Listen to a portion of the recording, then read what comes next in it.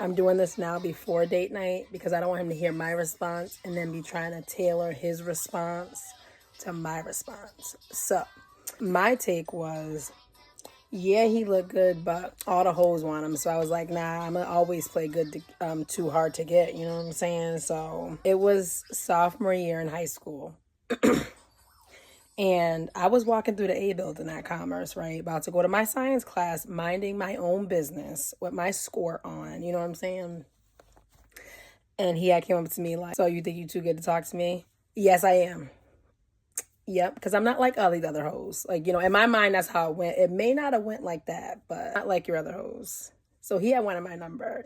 So it was his last day before he was going to go leave to go to his, you know, the Caucasian people's school so he could go play sports and everything, which was the best move ever, honestly, if you ask me. But so he was leaving. It was his last day, so I guess he had got like the courage to come speak to me. You know what I'm saying? So, but I had played hard to get. Then he had slid into my DMs on MySpace, y'all, and the rest was history. We're back from our dinner date, so it's hubby's turn to give you his take on how we met and how he tried to spit game at me. It was like a couple of weeks before I was about to transfer from from Commerce High School to Chicopee High. I see her in the hallway wearing this little sundress. And boy, that thing was thinging. And if you know what I mean, you know what I mean. She was standing by a locker by herself. So when I was walking by, this is in the science building, I'm walking by, and, I was like, let me just talk to her real quick since I'm leaving. In my head, I'm like, whatever. And so I said, so why don't you ever say hi to me? You may look my way, but then you don't say anything.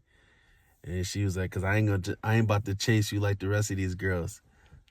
So if you gonna talk to me, you come to me. I said, oh, okay.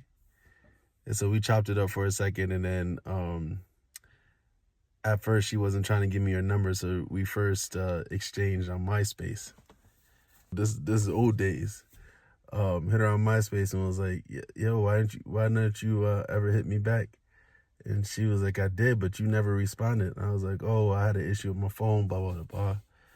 And then ultimately we started dating, and she probably should have left me back then because on our first date, I was late by almost a half an hour.